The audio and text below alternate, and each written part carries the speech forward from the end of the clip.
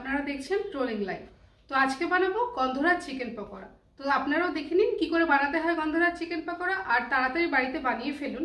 আর আমাদের কমেন্টসে জানান যে আপনাদের কেমন লাগলো রেসিপিটা।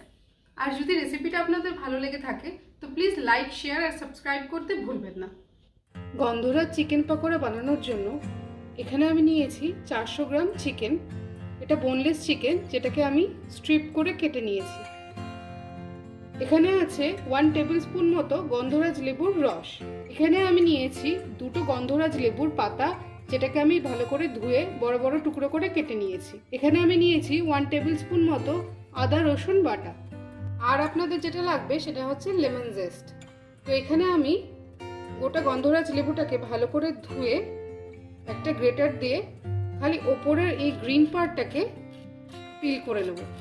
খুব সাবধানে, যাতে ভেতরের সাদা অংশটা বেশি না চলে আসে, তাহলে কিন্তু আপনাদের পুরো চিকেনটা তেতো হয়ে যাবে। হালকা হাতে জাস্ট এইভাবে গ্রেট করে উপরের গ্রিন পার্টটা নিয়ে নিচ্ছি।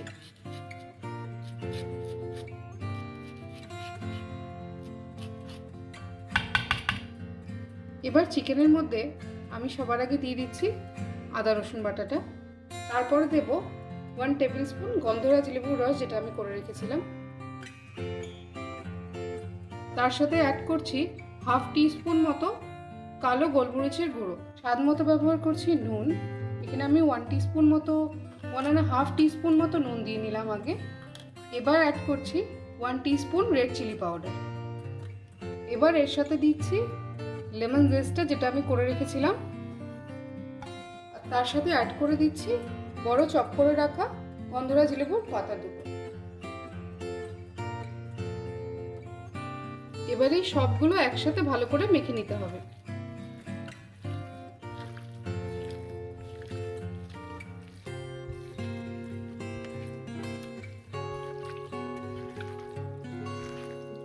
তো চিকেনটা আমি ভালো করে এবার মেখে নিয়েছি। এটাকে আমি এইভাবেই এবার ওভারনাইট ম্যারিনেট করে রাখছি। বাট আপনারা এটাকে মিনিমাম 1 ঘন্টা ম্যারিনেট করলেও যথেষ্ট। ওভার 24 আওয়ার্স হয়ে গেছে চিকেনটা ম্যারিনেট হচ্ছিল। এবার আমি এটাকে বার করে নিয়েছি। নিয়ে নর্মাল রুম টেম্পারেচারে আমি এটাকে 30 মিনিটস মতো রেখে দেবো।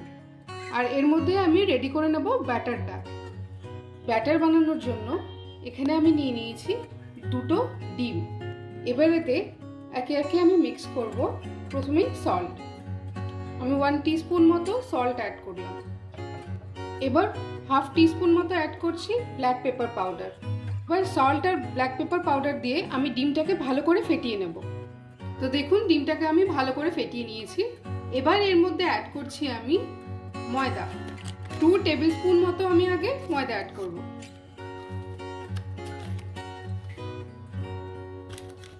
এটা দিয়ে আরেকটু ফেটিয়ে নেব আগে। দেখুন, ময়দাটাকে মোটামুটি ভাবে জাস্ট একটু ফেটিয়ে নিয়ে আমি এর মধ্যে এবার অ্যাড করছি কর্নফ্লাওয়ার। তো আমি এটার মধ্যে 1.5 টেবিল স্পুন মতো কর্নফ্লাওয়ার অ্যাড করছি। এবার সব মিশ্রণটাকে আমি ভালো করে আরেকবার ফাইনালি ফেটিয়ে নিচ্ছি।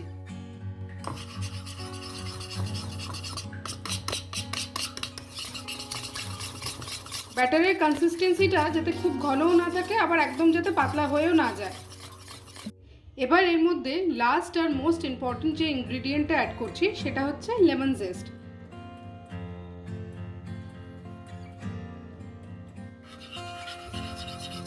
লেমন জেস্টটা দিয়ে আরও একবার জাস্ট ভালো করে ফেটিয়ে নিচ্ছি।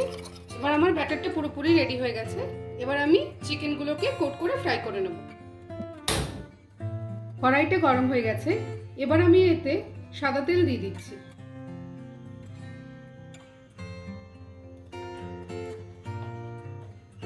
তেলটা গরম হয়ে গেছে। এবার আমি চিকেনগুলোকে ব্যাটারে কোট করে ফ্রাই করব।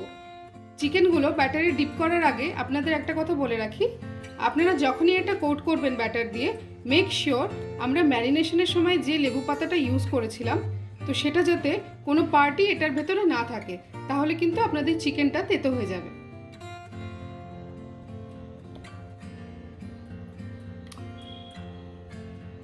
চিকেনগুলোকে এভাবে ব্যাটারে ডিপ করে এবার আমি এটাকে তেলের মধ্যে ছেড়ে দেবো।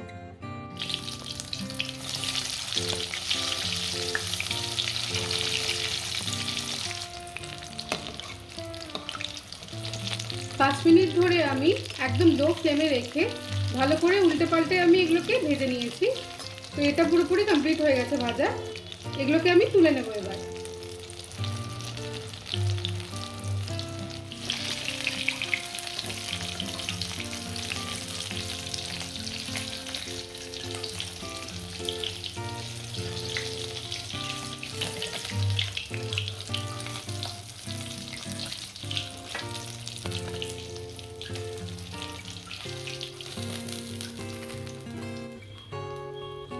দেখুন গরমা গরম গন্ধরাজ চিকেন পকোড়া রেডি হয়ে গেছে।